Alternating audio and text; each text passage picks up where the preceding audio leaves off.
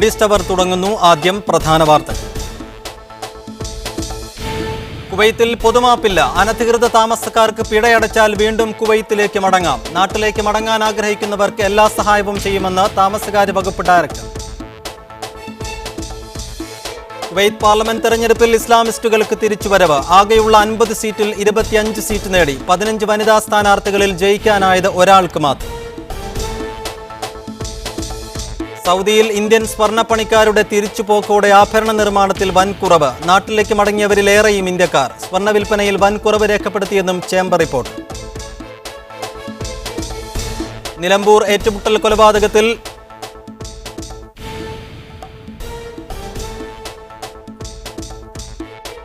ഏറ്റുമുട്ടൽ കൊലപാതകത്തിൽ പോലീസിനെതിരെ വീണ്ടും CPI. കേന്ദ്ര ഫണ്ടിന് വേണ്ടി പോലീസ് ജനങ്ങളെ വെടിവെച്ചു കൊല്ലുന്നുവെന്ന് കാനം രാജേന്ദ്രൻ. മജിസ്ട്രേറ്റ് തല അന്വേഷണത്തിന് സർക്കാർ ഉത്തരവ്. പോലീസ് വെടിവെച്ചു കൊന്നത് അസുഖബാധിതരായവരെയെന്ന് മാവോയിസ്റ്റ് നേതാവ് സോമൻ. കീഴടങ്ങാൻ ആവശ്യപ്പെടാതെ പോലീസ് വെടിവെക്കുകയായിരുന്നുവെന്നും ആരോപണം.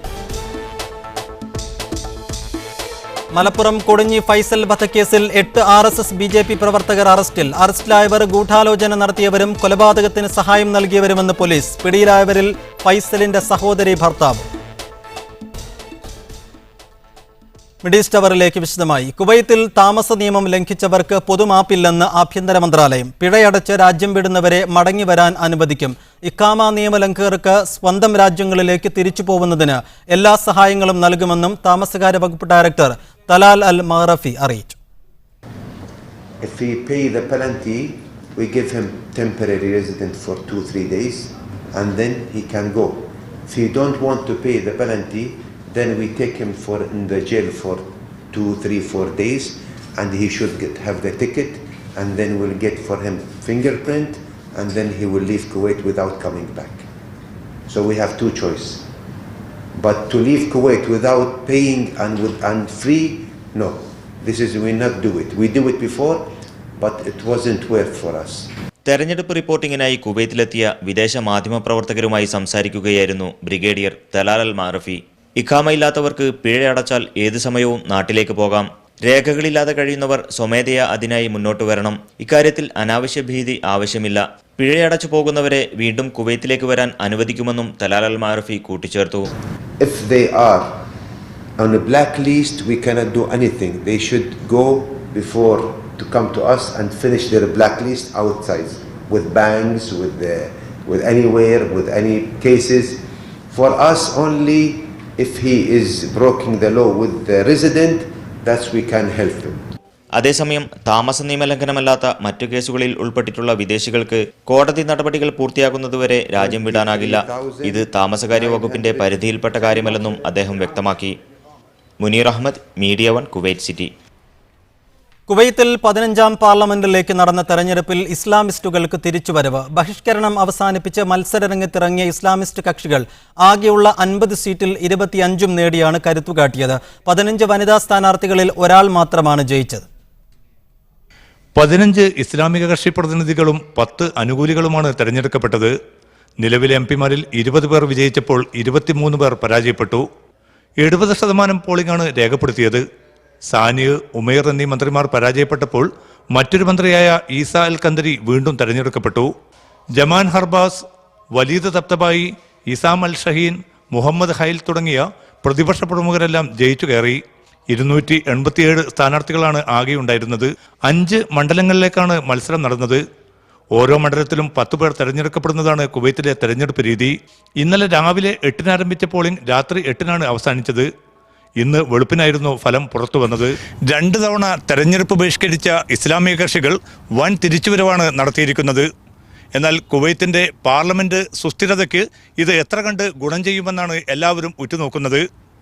MCA Nasar, media 1, Kuwait city.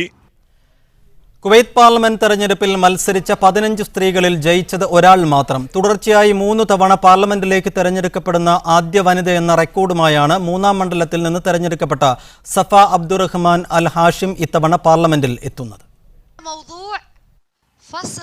3ാം മണ്ഡലത്തിൽ നിന്ന് 3273 വോട്ടുകളുടെ ബലത്തോടെയാണ് സഫ അൽ ഹാഷിം പാർലമെന്റിലെത്തുന്നത്. 2012 ഡിസംബറിലും 2013 ജൂലൈയിലും നടന്ന തെരഞ്ഞെടുപ്പുകളിൽ വിജയിച്ച ഇവർ സർക്കാർ നിലപാടുകളിൽ പ്രതിഷേധിച്ച് 2014 പാർലമെന്റ് അംഗത്വം രാജിവെച്ചിരുന്നു. വനിതകൾക്ക് തെരഞ്ഞെടുപ്പിൽ മത്സരിക്കാൻ അനുമതി ലഭിച്ച ശേഷം നടന്ന 6 തെരഞ്ഞെടുപ്പുകളിൽ 3 തവണ മാത്രമാണ് വനിതാ സ്ഥാനാർത്ഥികൾ വിജയിച്ചത്. 2009-ൽ 4, 2012 ഡിസംബറിൽ 3, 2013-ൽ 1 എന്നിങ്ങനെയായിരുന്നു കഴിഞ്ഞകാല തെരഞ്ഞെടുപ്പുകളിൽ ജയിച്ച വനിതകളുടെ എണ്ണം.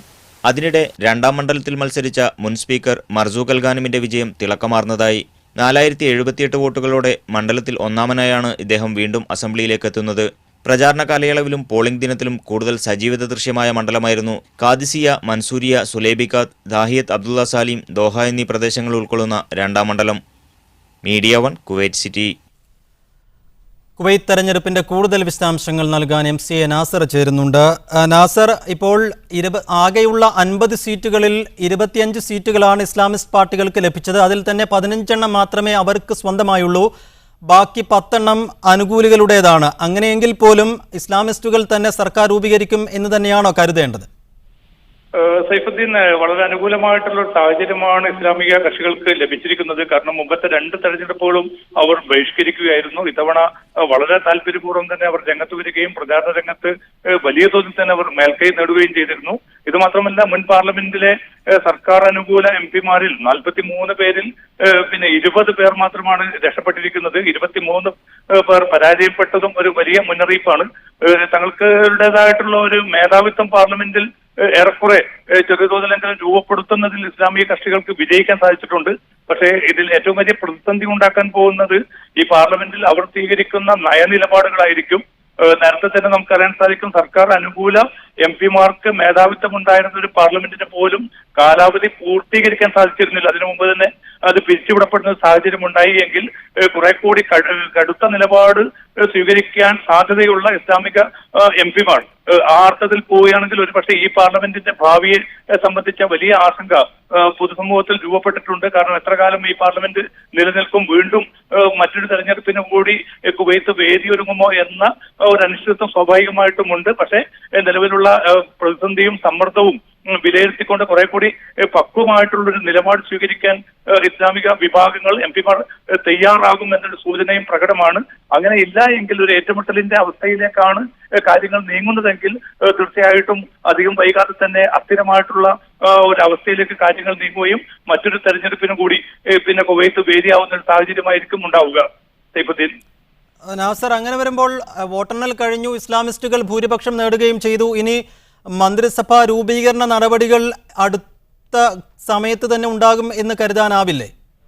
തീർച്ചയായിട്ടും അത് സംബന്ധിച്ച പ്രാരംഭമായ നടപടികൾ നീങ്ങുന്നുണ്ട്. കാരണം പാർലമെന്റ് സമ്മേളിക്കേണ്ടതുണ്ട്, സത്യപ്രതിജ്ഞ നടക്കേണ്ടതുണ്ട്. സ്വാഭാവികമായിട്ടും ആ നിലക്ക് തന്നെയാണ് കാര്യങ്ങൾ നീങ്ങുന്നത്. കാരണം കുറെ കൂടി ഭേദപ്പെട്ട ഒരു പ്രകടനമായിരുന്നു.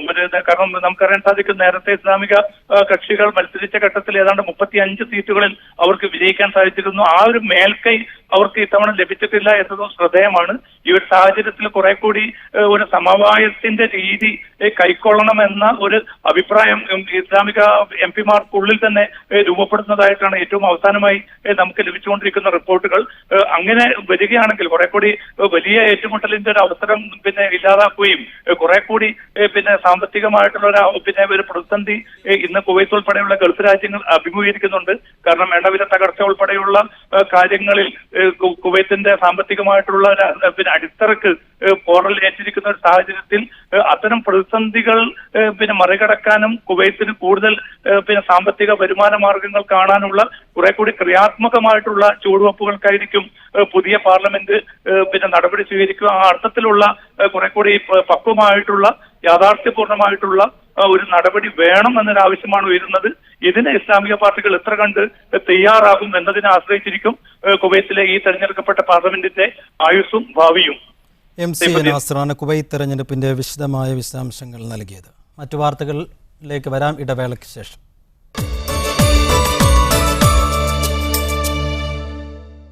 മിഡിസ്റ്റ് അവർ തുടരുന്നു. സൗദിയിൽ നിന്ന് ഇന്ത്യൻ സ്വർണ്ണപ്പണിക്കാരുടെ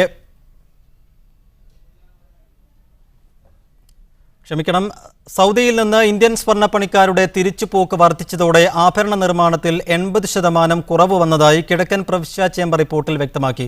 തൊഴിലാളികളിൽ 40% കുറവ് വന്നത് നിർമ്മാണ രംഗത്ത് ഗണ്യമായ ഇടിവിന് കാരണമായതായി ചേംബറിലെ സ്വർണ്ണ വിപണി സമിതി പ്രസിഡന്റ് അബ്ദുൽ ഗനി അൽ മുഹന്ന പറഞ്ഞു. സൗദിയിലെ സ്വർണ്ണപ്പണിക്കാരിൽ 95% ഇന്ത്യൻ തൊഴിലാളികളാണെന്നാണ് കണക്ക്. ആഗോള രംഗത്തുണ്ടായ സാമ്പത്തിക പ്രതിസന്ധിയെയും എണ്ണവിലയിടിവിനെയും തുടർന്ന് സ്വർണ്ണവിപണിയെ മാന്ദ്യത ബാധിച്ചപ്പോൾ സ്വർണ്ണപ്പണിക്കാരുടെ തിരിച്ചുപോക്ക് ആരംഭിച്ചു. 40% സ്വർണ്ണപ്പണിക്കാർ ഇതിനകം സൗദി വിട്ടതായി അബ്ദുൽ ഗനി അൽ മുഹന്ന പറഞ്ഞു. തൊഴിലാളികളുടെ തിരിച്ചുപോക്ക് ആഭരണ നിർമ്മാണത്തെ പ്രതികൂലമായി ബാധിച്ചു.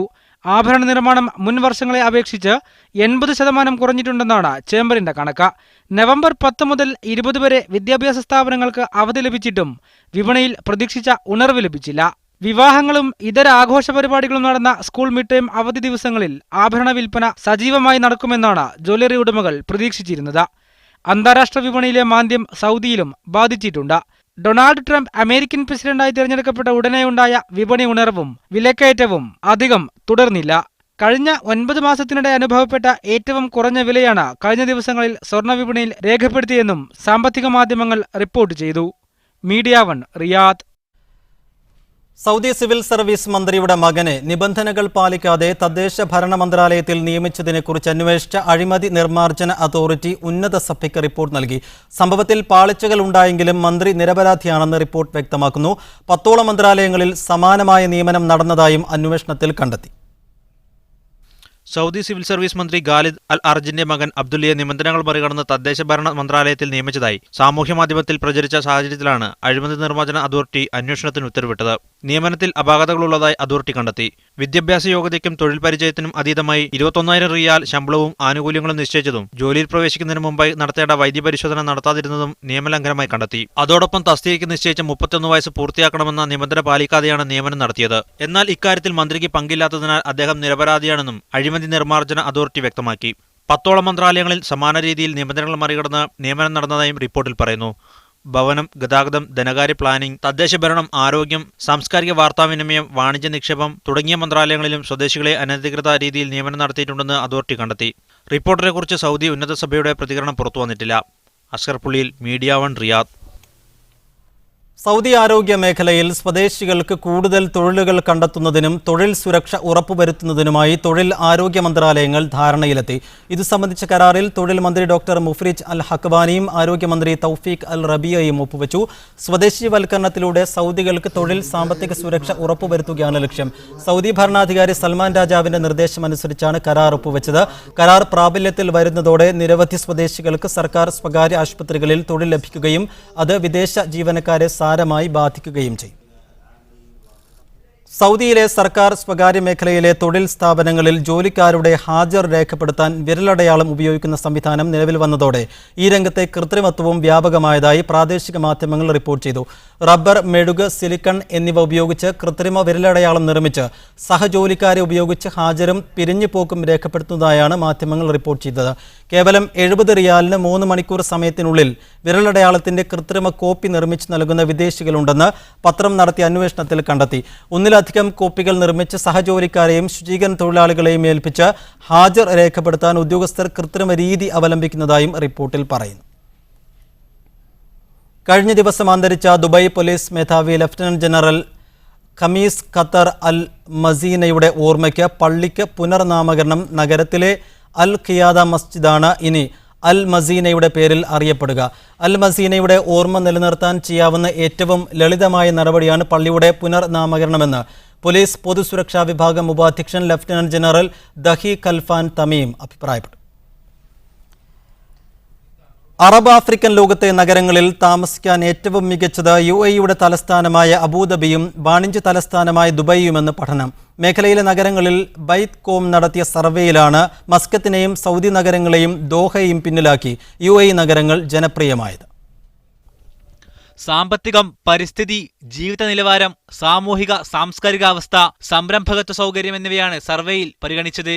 ജനതയുടെ സന്തോഷം സംബന്ധിച്ച പരിശോധനയിൽ UAE ജനങ്ങൾ ഏറെ സംതൃപ്തി പ്രകടിപ്പിച്ചു. തൊഴിൽ അവകാശ സംരക്ഷണം, ആരോഗ്യ ഇൻഷുറൻസ്, സാമൂഹിക സുരക്ഷാ സംവിധാനങ്ങൾ, ശമ്പള സംരക്ഷണം എന്നീ മേഖലയിലും ദുബൈയും അബുദാബിയും മികച്ച പ്രകടനം കാഴ്ചവെച്ചു. സുരക്ഷ, വിദ്യാഭ്യാസ, ആരോഗ്യ, പരിരക്ഷാ സൗകര്യങ്ങൾ എന്നിവയാണ് ഈ നഗരങ്ങളിലെ താമസക്കാർ പ്രത്യേകം എടുത്തു പറഞ്ഞ ഘടകങ്ങൾ. വൃത്തി, ജലവിതരണം, ശുദ്ധവായു എന്നിവയും ഇവിടങ്ങളിൽ മികച്ചു നിൽക്കുന്നു. Media 1 Dubai. ഭീകരരും കുറ്റവാളികളും രാജ്യത്തേക്ക് പ്രവേശിക്കുന്നത് തടയാൻ ബഹ്റൈൻ ആഭ്യന്തര സുരക്ഷാ ക്രമീകരണങ്ങൾ ശക്തമാക്കുന്നു. മുഖവും കണ്ണും വിരലടയാളവും ഉപയോഗിച്ചുള്ള വ്യക്തിഗത തിരിച്ചറിയൽ സംവിധാനം ശക്തിപ്പെടുത്തുവാനാണ് സർക്കാർ തീരുമാനം. ബഹ്റൈൻ അന്താരാഷ്ട്ര വിമാനത്താവളത്തിലും രാജ്യത്തിലേക്ക് പ്രവേശിക്കുന്ന മറ്റു കേന്ദ്രങ്ങളിലും സുരക്ഷാ സംവിധാനങ്ങൾ ശക്തമാക്കും. ആഭ്യന്തര മന്ത്രാലയത്തിന്റെ പിന്തുണയോടെ പാർലമെന്റിന്റെ വിദേശകാര്യ പ്രതിരോധ ദേശീയ സുരക്ഷാ കമ്മിറ്റിയാണ് ഇതിനായുള്ള നിർദ്ദേശം പാർലമെന്റ് മുന്നോട്ട് വെച്ചത്. ശൈത്യകാലത്തിന്റെ വരവറിയിച്ച് സൗദിയുടെ കിഴക്കൻ പ്രവിശ്യയിൽ മിക്കയിടങ്ങളിലും കഴിഞ്ഞ 2 ദിവസങ്ങളിലായി കനത്ത മഴ ലഭിച്ചു. ദമാം, അൽ ഖോബാർ, ജുബൈൽ, അൽ അക്സ തുടങ്ങി പ്രവിശ്യയുടെ ഒട്ടുമിക്കയിടങ്ങളിലും കനത്ത മഴയാണ് ലഭിച്ചത്. പല സ്ഥലങ്ങളിലും മരങ്ങൾ കടപുഴകി വീഴുകയും കെട്ടിടങ്ങൾക്കകത്ത് വെള്ളം പ്രവേശിക്കുകയും ചെയ്തു. പ്രധാന റോഡുകളടക്കം പലയിടങ്ങളിലും ശക്തമായ വെള്ളക്കെട്ട് രൂപപ്പെട്ടു. പല ഭാഗങ്ങളിലും മണിക്കൂറുകളോളം ഗതാഗത കുരുക്കും അനുഭവപ്പെട്ടു. പ്രധാന നിരത്തുകളിൽ കെട്ടിനിന്ന വെള്ളം മോട്ടോർ വഴി നീക്കം ചെയ്യാൻ ദുരന്ത നിവാരണ സേനയും പോലീസും രംഗത്തിറങ്ങി. വരും ദിവസങ്ങളിലും മഴയ്ക്ക് സാധ്യതയുണ്ടെന്നാണ് കാലാവസ്ഥാ പ്രവചനം. ബഹ്റൈനിൽ കഴിഞ്ഞ 3 ദിവസങ്ങളിലായി പെയ്യുന്ന ഇടവിട്ട മഴ ഇന്നും തുടർന്നു. റോഡിൽ പലയിടങ്ങളിലും വെള്ളക്കെട്ടുണ്ടായി. വാഹനങ്ങൾ ഓടിക്കുമ്പോൾ റോഡിൽ ജാഗ്രത പാലിക്കണമെന്ന് അധികൃതർ മുന്നറിയിപ്പ് നൽകിയിട്ടുണ്ട്. ഈ വർഷത്തെ പ്രവാസി ഭാരതീയ ദിവസിൽ ഖത്തറിൽ നിന്ന് 100 പേർ പങ്കെടുക്കുമെന്ന് ഇന്ത്യൻ അംബാസിഡർ പി കുമരൻ പറഞ്ഞു. പ്രവാസി ഭാരതീയ ദിവസിൽ പങ്കെടുക്കുന്നവർ പ്രവാസികളുടെ പ്രശ്നങ്ങൾ ഉന്നയിക്കാനുള്ള അവസരമായി ഇതിനെ പ്രയോജനപ്പെടുത്തണമെന്നും അംബാസിഡർ ആവശ്യപ്പെട്ടു. 2017 ജനുവരി 7, 8, 9 ദിവസങ്ങളിലായി ബംഗളൂരുവിൽ നടക്കുന്ന 14ാമത് പ്രവാസി ഭാരതീയ ദിവസിൽ ഖത്തറിൽ നിന്ന് മുൻവർഷത്തേക്കാൾ കൂടുതൽ പ്രാതിനിധ്യം ഉറപ്പുവരുത്തിയതായി ഇന്ത്യൻ അംബാസഡർ പി കുമരൻ പറഞ്ഞു. ഖത്തറിലെ ഇന്ത്യൻ പ്രവാസികളിൽ നിന്ന് എല്ലാ വിഭാഗങ്ങളുടെയും പ്രതിനിധികളെ പങ്കെടുപ്പിക്കാനാണ് ഈ വർഷം 100 പേർക്ക് അവസരമൊരുക്കിയതെന്നും അംബാസഡർ പറഞ്ഞു. ICC-യിൽ നടന്ന വാർത്താ സമ്മേളനത്തിൽ സംസാരിക്കുകയായിരുന്നു അദ്ദേഹം.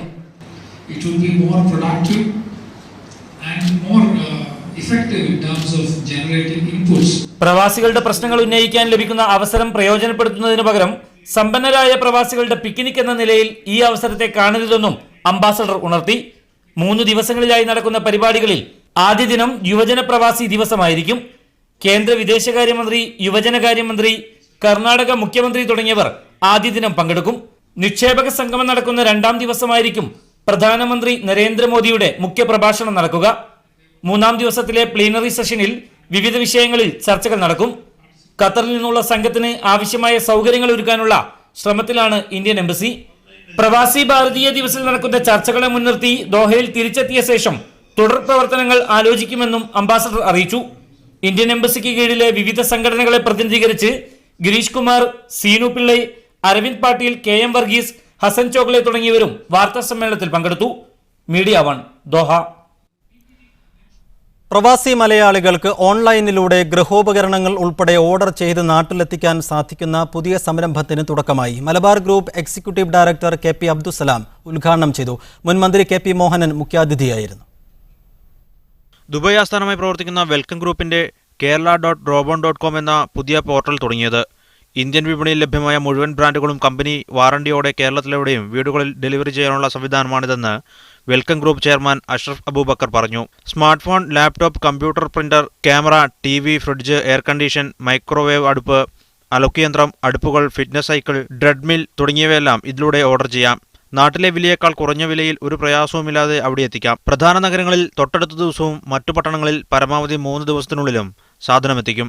2000-ഓളം ഉൽപ്പന്നങ്ങൾ ഇപ്പോൾ ലഭ്യമാണ്. ഇത് ഇനിയും വിപുലീകരിക്കും. നിലവിൽ പ്രവാസികൾ കാർഗോ വഴി അയക്കുമ്പോഴുള്ള പ്രയാസങ്ങളൊന്നും നേരിടേണ്ടതില്ല എന്നതാണ് പ്രധാന ഗുണങ്ങളിലൊന്നെന്ന് റോബോൺ ഇൻഫോടെക് CEO VC അഷറഫ് പറഞ്ഞു. ഇപ്പം നമ്മൾ ഇവിടെയുള്ള മലയാളക്കാർക്ക്, വെൽക്കം ഗ്രൂപ്പിനെ അറിയുന്ന മലയാളക്കാർക്ക് തീർച്ചയായിട്ടും അവർക്ക് വേണ്ടിയിട്ടുള്ള ഒരു സംരംഭമാണ്. അപ്പോൾ എന്താണെന്ന് വെച്ചാൽ അവർക്ക് വിശ്വസിച്ചിട്ട് വെൽക്കം ട്രേഡിംഗ് പോയിട്ട് എങ്ങനെ പർച്ചേസ് ചെയ്യുന്നോ ആ രൂപത്തിൽ ഈ സൈറ്റിൽ കൂടി വന്നു കഴിഞ്ഞാൽ അവർക്ക് പർച്ചേസ്. ബിസിനസ് മോഡൽ എന്നതിനേക്കാളേറെ പ്രവാസി മലയാളികൾക്ക് വീടുകളിൽ ആവശ്യമായതെന്തും വിശ്വസ്തയോടെ ഓർഡർ ചെയ്യാവുന്ന സേവനം കൂടിയായാണ് ഇതിനെ കാണുന്നത്. വിശേഷ ദിവസങ്ങളിൽ സ്വന്തക്കാർക്കായി പൂക്കളും കേക്കുകളും ഉപഹാരങ്ങളും എത്തിക്കുവാനും കേരള റോബോണിൽ സൗകര്യമുണ്ട്. എന്ത് ഓർഡർ ചെയ്താലും അതിൻ്റെ ജെന്യൂൻ പ്രൊഡക്റ്റ് നാട്ടിൽ അവരുടെ വീടുകളിൽ എത്തുവാനും അതിൻ്റെ ഇൻസ്റ്റലേഷൻ സർവീസ് അടക്കം നമ്മൾ നോക്കുവാനും തയ്യാറാണ്. Media 1, Dubai. മനുഷ്യസ്നേഹത്തിന്റെ ദർശനം എല്ലാവരും ഹൃദയത്തിൽ ഏറ്റുവാങ്ങണമെന്ന് CPIM പോളിറ്റ് ബ്യൂറോ അംഗം MA ബേബി. ദമാം നവോദയ സംഘടിപ്പിച്ച ഇന്ത്യ ഫെസ്റ്റ് ഉദ്ഘാടനം ചെയ്യുകയായിരുന്നു അദ്ദേഹം. ശ്രീനാരായണ ഗുരു ആശയപ്രചാരണം ആരംഭിച്ചതിന്റെ 100ാം വാർഷികം ആഘോഷിക്കുന്ന വേളയിൽ മാനവികത ഉയർത്തിപ്പിടിക്കാൻ എല്ലാവരും മുന്നോട്ട് വരണമെന്ന് MABP പറഞ്ഞു. TV രാജേഷ് MLA, നവോദയ ഭാരവാഹികളായ പവനം മൂലക്കൽ, ജോർജ് വർഗീസ്, EM കബീർ എന്നിവർ സംസാരിച്ചു. സാംസ്കാരിക ഘോഷയാത്രയോടുകൂടിയാണ് സമ്മേളനത്തിന് തുടക്കം കുറിച്ചത്. ഇന്ത്യയിലെ വിവിധ സംസ്ഥാനങ്ങളിൽ നിന്നുള്ളവരുടെ പങ്കാളിത്തവും സൗദി സാംസ്കാരിക നൃത്തമായ അൽ അർദയും ഘോഷയാത്രയെ വേറിട്ടതാക്കി.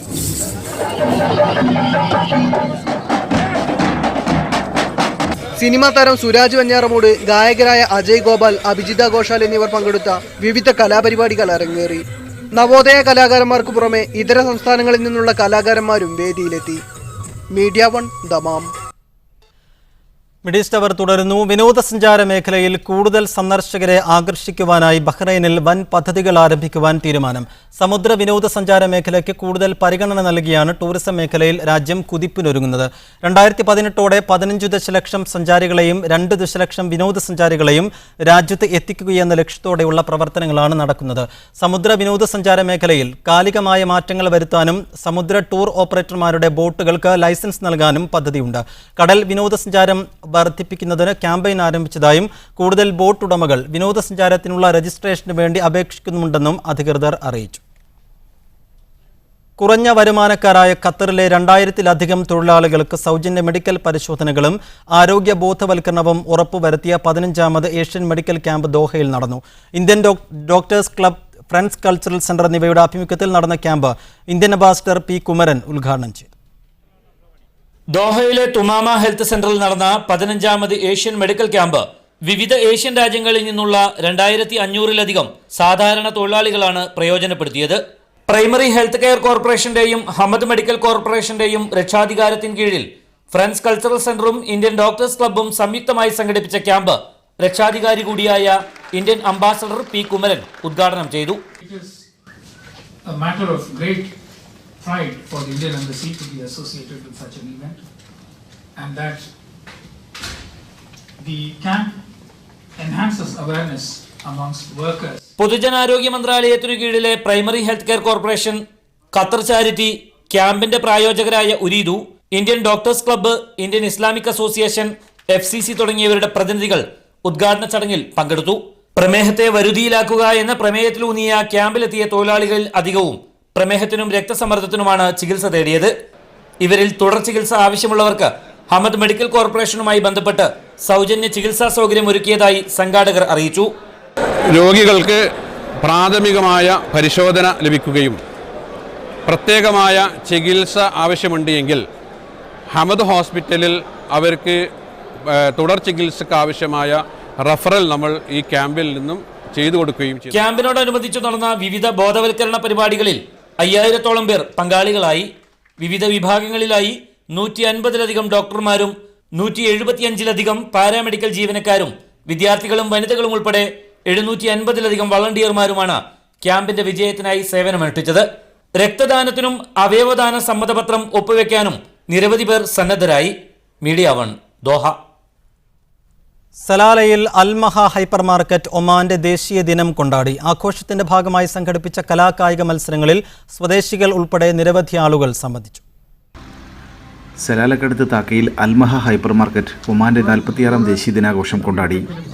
ദേശീയ ദിന സന്ദേശങ്ങൾ ഉൾക്കൊള്ളുന്ന കളറിംഗ് മത്സരങ്ങളിലും ഫുട്ബോൾ ഷൂട്ടൌട്ട് മത്സരങ്ങളിലും നിരവധി സ്വദേശി വിദ്യാർത്ഥികളും യുവാക്കളും പങ്കാളികളായി. അൽക്ക ഗ്രൂപ്പ് ചെയർമാൻ മുഹമ്മദ് സയ്യിദ് സന അൽ മുഷൈഖി മത്സരപരിപാടികൾ ഉദ്ഘാടനം ചെയ്തു. വൈകുന്നേരം 6 മണിയോടെ ആരംഭിച്ച കളറിംഗ് മത്സരത്തിൽ 2 ഗ്രൂപ്പുകളായാണ് മത്സരങ്ങൾ നടന്നത്. ഷൂട്ടൌട്ട് മത്സരത്തിൽ താക്കയിലെ സ്വദേശി യുവാക്കൾ ആവേശപൂർവ്വം പങ്കെടുത്തു. പരമ്പരാഗത ഒമാനി നൃത്തം അവതരിപ്പിച്ചത് മലയാളി വിദ്യാർത്ഥികളാണ്.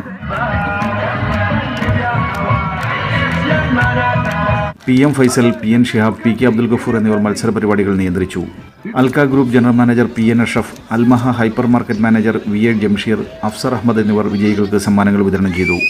സയ്യിദ് അൽ നൂബി സ്വാഗതവും PM ഫൈസൽ നന്ദിയും പറഞ്ഞു. Media 1 Salalah. ദമാമിലെ കൊല്ലം ജില്ലാ പ്രവാസി കൂട്ടായ്മ 8ാമത് പൈതൃകം വാർഷികം ഡിസംബർ 2-ന് ആഘോഷിക്കുമെന്ന് ഭാരവാഹികൾ വാർത്താസമ്മേളനത്തിൽ അറിയിച്ചു. പൈതൃകം ഏർപ്പെടുത്തിയ 2ാമത് സഫിയ അജിത് സ്മാരക പുരസ്കാരം കിഴക്കൻ പ്രവിശ്യയിലെ അഹമ്മദ് പുളിക്കലിനും സാംസ്കാരിക പുരസ്കാരം ജോൺസൺ കീപ്പള്ളിക്കും നൽകുമെന്ന് ഭാരവാഹികൾ പറഞ്ഞു. പ്രവാസി എഴുത്തുകാരായ ഡോക്ടർ ടസീറോണി, അലി കളത്തിങ്കൽ, സോഫിയ ഷാജഹാൻ എന്നിവരെയും ചടങ്ങിൽ ആദരിക്കും. മുഹമ്മദ് അബ്ദുറഹ്മാൻ സാഹിബ് മെമ്മോറിയൽ സിംബോസിയം കമ്മിറ്റിയും OICC അബ്ദുറഹ്മാൻ നഗർ പഞ്ചായത്ത് കമ്മിറ്റിയും സംയുക്തമായി സിംബോസിയം സംഘടിപ്പിച്ചു. മോദിയുടെ ഇന്ത്യയിൽ സാഹിബിന്റെ ദർശനം എന്ന തലക്കെട്ടിൽ നടന്ന പരിപാടിയിൽ Gopi Nedungadi, Basheer Vallikkunnu, P. Shamsuddin, Anwar Shaja, CK Shakir, Kunjali Haji, ചെമ്പനമ്പാസ്, Sharafuddin Kayamkulam, CM Ahmed എന്നിവർ സംസാരിച്ചു. ഇന്ത്യയുടെ ബഹുസ്വരതയും സഹിഷ്ണുതയും മതേതരത്വവും കാലാതീതമായി സംരക്ഷിക്കപ്പെടുന്നവയിൽ മുഹമ്മദ് അബ്ദുറഹ്മാൻ സാഹിബ് വഹിച്ച പങ്ക് നിസ്തുലമാണെന്ന് ചടങ്ങിൽ സംസാരിച്ചവർ അഭിപ്രായപ്പെട്ടു. KC അബ്ദുറഹ്മാൻ വിഷയാവതരണം നടത്തി. അബ്ദുറഹ്മാൻ കാവുങ്ങൽ മോഡറേറ്ററായിരുന്നു. KP അബൂബക്കർ സ്വാഗതവും നജ്മൽ ബാബു നന്ദിയും പറഞ്ഞു. ഷാർജ അൽഖോർ ബീച്ചിൽ കൂട്ടുകാരനോടൊത്ത് കുളിക്കാനിറങ്ങിയ 40 വയസ്സുള്ള പാകിസ്ഥാനി യുവാവ് മുങ്ങി മരിച്ചു. ശനിയാഴ്ച രാവിലെയായിരുന്നു അപകടമെന്ന് പോലീസ് പറഞ്ഞു. അസ്ഥിര കാലാവസ്ഥയാണ് യുവാവിന്റെ മരണത്തിന് കാരണമായത്. സംഭവ ദിവസം പതിവിലും കൂടുതൽ കടൽ പ്രക്ഷുബ്ധമായിരുന്നു. കൂറ്റൻ തിരമാലകൾക്കിടയിൽപ്പെട്ട ഇയാൾ മുങ്ങിപ്പോവുകയായിരുന്നു. കലാസാഹിത്യ സാംസ്കാരിക പരിപാടികൾ സമന്വയിപ്പിച്ച youth India Jeddah north chapter സംഘടിപ്പിച്ച യൂത്ത് ലൈവ് 2016 സമാപിച്ചു. ജനകീയ പങ്കാളിത്തം കൊണ്ട് ശ്രദ്ധേയമായ പരിപാടി ജിദ്ദയിലെ പ്രവാസി സമൂഹത്തിന് പുതിയ അനുഭവമായി. തനിമ സാംസ്കാരിക വേദി സംഘടിപ്പിച്ച സമാധാനം മാനവികത ക്യാമ്പയിന്റെ ഭാഗമായാണ് യൂത്ത് ഇന്ത്യ കലാസാഹിത്യ മത്സരങ്ങൾ സംഘടിപ്പിച്ചത്. സാംസ്കാരിക സമ്മേളനം Thanima north zone president Abdul Shukoor Ali ഉദ്ഘാടനം ചെയ്തു. Youth India president Umarul Farooq അധ്യക്ഷത വഹിച്ചു. ഷിബു തിരുവനന്തപുരം, VK ഷമീം, അരുവി മോങ്ങം, അഡ്വക്കേറ്റ് ഷംസുദ്ദീൻ, റഹ്മത്തുനിസ ടീച്ചർ, അബ്ദുൽ സത്താർ എന്നിവർ സംസാരിച്ചു. സമാപന ദിവസം വനിതകൾക്കായി സംഘടിപ്പിച്ച തത്സമയ പാചക മത്സരജയികൾക്ക് മലബാർ ഗോൾഡ് പ്രതിനിധികൾ സ്വർണ്ണ നാണയം സമ്മാനിച്ചു. 10 ടീമുകൾ പങ്കെടുത്ത മത്സരത്തിൽ ടീം അസീസിയ 1ാം സ്ഥാനവും ഫസലിയ ടീം 2ാം സ്ഥാനവും ഷർക്ക് മേഖല 3ാം സ്ഥാനവും നേടി. കവിത, ചെറുകഥ, പ്രബന്ധരചന, വാട്സപ്പ് പ്രസംഗ മത്സരം, ചിത്രരചനാ മത്സരം എന്നിവയിൽ വിജയികളായവർക്കും ചടങ്ങിൽ സമ്മാനം വിതരണം ചെയ്തു. മലർവാടി ബാലസംഘം പ്രവർത്തകർ സംഗീതശില്പം, ഫ്യൂഷൻ ഡാൻസ് തുടങ്ങിയ കലാപരിപാടികൾ അവതരിപ്പിച്ചു.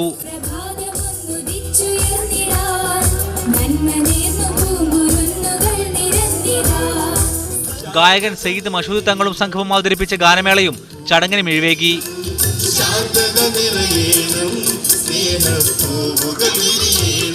Media 1 Jeddah. Kairali cultural association ഫുജൈറയുടെ ആഭിമുഖ്യത്തിൽ Fujairah, Ras Al Khaimah, Sharjah, Ajman എമിറേറ്റുകളിലെ സ്കൂൾ വിദ്യാർത്ഥികൾക്കായി ഇന്റർ സ്കൂൾ യുവജനോത്സവം 2017 ജനുവരി 13 വെള്ളിയാഴ്ച അവർ ഓൺ ഇംഗ്ലീഷ് ഹൈസ്കൂൾ ഫുജൈറയിൽ നടക്കുമെന്ന് ഭാരവാഹികൾ അറിയിച്ചു. V1 Al Ain arts and sports club Kerala പിറവി ദിനാഘോഷവും കുടുംബസംഗമവും ഒരുക്കി. അലൈൻ ഇന്ത്യൻ സോഷ്യൽ സെന്ററിൽ നടന്ന ചടങ്ങിൽ നവാബ് ജാൻ അധ്യക്ഷത വഹിച്ചു. നരേഷ്, സൂരി എന്നിവർ മുഖ്യാതിഥികളായി. ഷാഫി സുബൈർ സ്വാഗതം പറഞ്ഞു. ഷാജി ഖാൻ, റാഫി മുഹമ്മദ്, ചന്ദ്രമോഹൻ എന്നിവർ ആശംസ നേർന്നു. സുധീർ ഇസ്മായിലിനെ ആദരിച്ചു. വിവിധ മത്സര പരിപാടികൾ അരങ്ങേറി.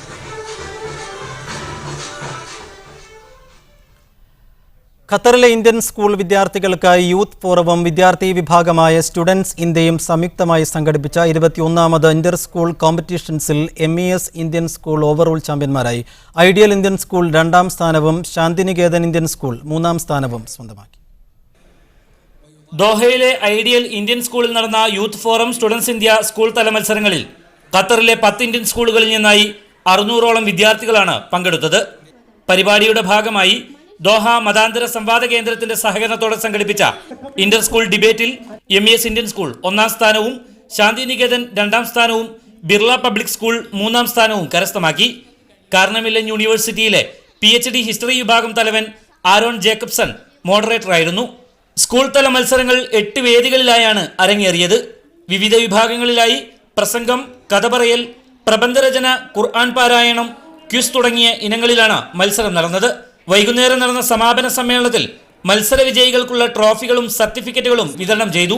DICID ഡയറക്ടർ ബോർഡ് അംഗവും ഖത്തർ ചാരിറ്റി എക്സിക്യൂട്ടീവ് ഡയറക്ടറുമായ doctor Muhammad Ali Al Khamidi സമാപന സമ്മേളനം ഉദ്ഘാടനം ചെയ്തു.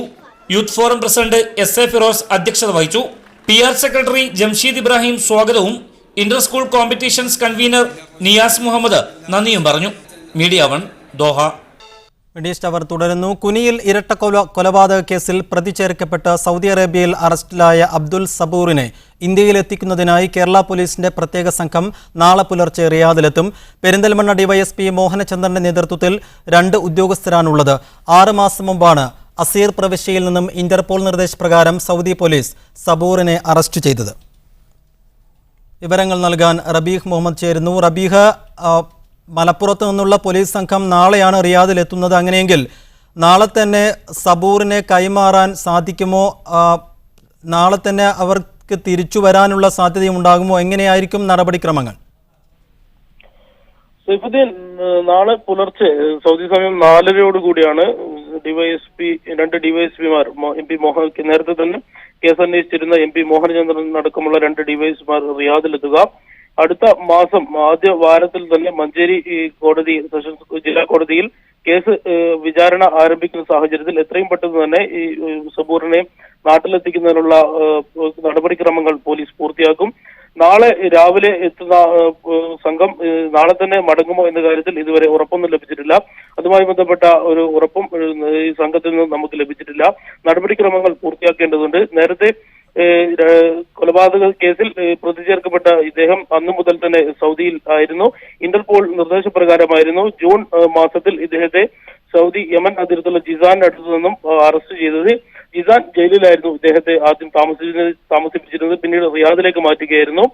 2012 ജൂൺ നടന്ന കൊലക്കാടൻ ആസാദിന്റെയും അതുപോലെ തന്നെ അബൂബക്കറിന്റെയും കൊലപാതക കേസിലെ 17ാം പ്രതിയായിട്ടാണ് ഇദ്ദേഹത്തെ കുറ്റപത്രത്തിൽ ചേർത്തിട്ടുള്ളത്. ഇതുമായി ബന്ധപ്പെട്ട് നേരത്തെ തന്നെ ലുക്കൌട്ട് നോട്ടീസ് പുറപ്പെടുവിക്കുകയും അന്വേഷണം നടത്തുകയും ചെയ്തിരുന്നു. സൗദി പോലീസ് ഇന്റർപോളിന്റെ നിർദ്ദേശപ്രകാരം സൗദി പോലീസ് കുടുംബസമേതം ഇവിടെ താമസിക്കുകയായിരുന്ന ഇദ്ദേഹത്തെ ഒരു ദിവസം രാത്രി വീട്ടിൽ വന്ന് അറസ്റ്റ് ചെയ്യുകയായിരുന്നു. ഇതിനുശേഷമാണ് റിയാദിലേക്ക് മാറ്റിയത്. നേരത്തെ തന്നെ ഇന്ത്യയും സൗദി അറേബ്യയും കുറ്റവാളികളെ പരസ്പരം കൈമാറുന്നതിൽ കരാർ ഒപ്പുവെച്ചതിനാൽ ഇതിന്റെ നടപടിക്രമങ്ങൾ പെട്ടെന്ന് തന്നെ പൂർത്തിയാവുകയായിരുന്നു. എന്നാൽ നാളെ തന്നെ ഇദ്ദേഹവുമായി സംഘം മുഹമ്മദാണ് റിയാദിൽ നിന്നും വിശദാംശങ്ങൾ നൽകിയത്. കൊടിഞ്ഞി ഫൈസൽ വധക്കേസിൽ 8 പേർ അറസ്റ്റിലായി. ഗൂഢാലോചന നടത്തിയവരും സഹായം ചെയ്തവരുമാണ് അറസ്റ്റിലായത്. RSS BJP പ്രവർത്തകരാണ് അറസ്റ്റിലായവർ. ഈ മാസം 19-നാണ് കൊടിഞ്ഞി ഫാറൂഖ് നഗറിൽ വെച്ച് ഫൈസൽ കൊല്ലപ്പെട്ടത്. ഫൈസലിന്റെ സഹോദരി ഭർത്താവ് വിനോദ്, കൊലപാതകത്തിന്റെ മുഖ്യ സൂത്രധാരൻ ഹരിദാസ്, RSS പ്രാദേശിക നേതാക്കളായ ലിഗേഷ്, പ്രദീപ്, ഷാജി, സുനി, സജീഷ്, ജയപ്രകാശ് എന്നിവരാണ് അറസ്റ്റിലായത്. അതിൽ 6 പേര് ഈ കേസിൽ ഗൂഢാലോചന നടത്തിയ ആളുകളാണ്. ബാക്കി ഒരാൾ ഇതിനൊരു സഹായം ചെയ്തു കൊടുത്ത ആളാണ്. ഒരാൾ നമ്മൾ പരപ്പനങ്ങാടിയിൽ നിന്ന് ഈ ഗൂഢാലോചനയിൽ പങ്കെടുത്ത ഒരാളാണ്. ഇസ്ലാം മതം ഉപേക്ഷിക്കണമെന്ന ആവശ്യം ഫൈസൽ തള്ളിക്കളഞ്ഞതാണ് കൊലപാതകത്തിന് കാരണമായത്. ഗൂഢാലോചന നടത്തിയ ശേഷം കൊലപാതകത്തിനായി ഒരു സംഘത്തെ നിയോഗിക്കുകയായിരുന്നു. കൊല നടത്തിയ സംഘത്തെ പിടികൂടാൻ പോലീസിന് ഇതുവരെ കഴിഞ്ഞിട്ടില്ല. ഇവരെ തിരിച്ചറിഞ്ഞിട്ടുണ്ടെന്നും ഉടൻ പിടികൂടുമെന്നും പോലീസ് അറിയിച്ചു. സാജിദ് അജ്മൽ, മീഡിയ 1, മലപ്പുറം. മാധ്യമവും താരസംഘടനയായ അമ്മയും ചേർന്ന് നടപ്പാക്കുന്ന അക്ഷരവീട് പദ്ധതിക്ക് തുടക്കമായി. 1 വർഷത്തിനുള്ളിൽ വീടില്ലാത്ത 51 പേർക്ക് വീട് നിർമ്മിച്ചു നൽകാനാണ് പദ്ധതിയുടെ ലക്ഷ്യമിടുന്നത്. UAE എക്സ്ചേഞ്ചും NMC ഹെൽത്ത് കെയർ ഗ്രൂപ്പും ചേർന്നാണ് പദ്ധതിക്ക് സാമ്പത്തിക പിന്തുണ നൽകുന്നത്. വീടില്ലാതെ ദുരിതമനുഭവിക്കുന്നവർക്ക് വീടെന്ന സ്വപ്നം യാഥാർത്ഥ്യമാകാൻ മാധ്യമം ദിനപത്രവും താരസംഘടനയായ അമ്മയും ഒരുങ്ങുമ്പോൾ പിന്തുണയുമായി UAE എക്സ്ചേഞ്ചും NMC ഹെൽത്ത് കെയർ ഗ്രൂപ്പും ഒപ്പമുണ്ട്. മലയാളികളെ ഒന്നിച്ചു നിർത്തിയ മലയാള ഭാഷയിലെ 51 അക്ഷരങ്ങളെയും പ്രതിനിധീകരിച്ച് 51 വീടുകളാണ് ആദ്യഘട്ടത്തിൽ നിർമ്മിക്കുന്നത്. പദ്ധതിയുടെ നാമകരണം കൊച്ചിയിൽ നടന്നു. ജീവിതത്തിന്റെ അടിത്തട്ടിൽ കഴിയുന്ന ആളുകൾ അനേകായിരമാണ് നമ്മുടെ നാട്ടിൽ. ആ ആളുകൾക്ക് ഒരു വീട് എന്ന് പറയുന്ന സ്വപ്നം സാക്ഷാത്കരിക്കാൻ വേണ്ടുന്ന ഒരു പദ്ധതി. വീടില്ലാത്തവർക്ക് വീട് വെച്ചു കൊടുക്കുക, അല്ലെങ്കിൽ അസുഖബാധിതരായ ആളുകൾക്ക് അവരെ സഹായിക്കുക, ഇതൊക്കെ തന്നെയാണ് വലിയ കാര്യം. 51 പേർക്ക് 51 വീടുകൾ എന്നുള്ളൊരു, അതുകൊണ്ട് തന്നെയാണ് ഈ ഒരു പദ്ധതി ഇത്രയും വ്യത്യസ്തമാവുന്നത്. അക്ഷരവീട് എന്ന് പേരിട്ടിരിക്കുന്ന പദ്ധതിയിൽ വീടുകൾ രൂപകൽപ്പന ചെയ്യുന്നത് ആർക്കിടെക്ട് പത്മശ്രീ ശങ്കറാണ്. കൊച്ചി ലേമറേഡിയൻ ഹോട്ടലിൽ നടന്ന ചടങ്ങിൽ gulf Madhyamam chief editor VK Hamza Abbas, നടന്മാരായ മമ്മൂട്ടി, ഇടവേള ബാബു, സിദ്ദിഖ്, സംവിധായകൻ Siddique, UAE exchange MD George Antony തുടങ്ങിയവരും സാമുദായിക സാംസ്കാരിക സിനിമാ രംഗത്തെ പ്രമുഖരും പങ്കെടുത്തു. ടോബി ജോൺസൺ, മീഡിയ 1, കൊച്ചി. ഇവിടെ പൂർണ്ണമാവുന്നു. Good night and good bye.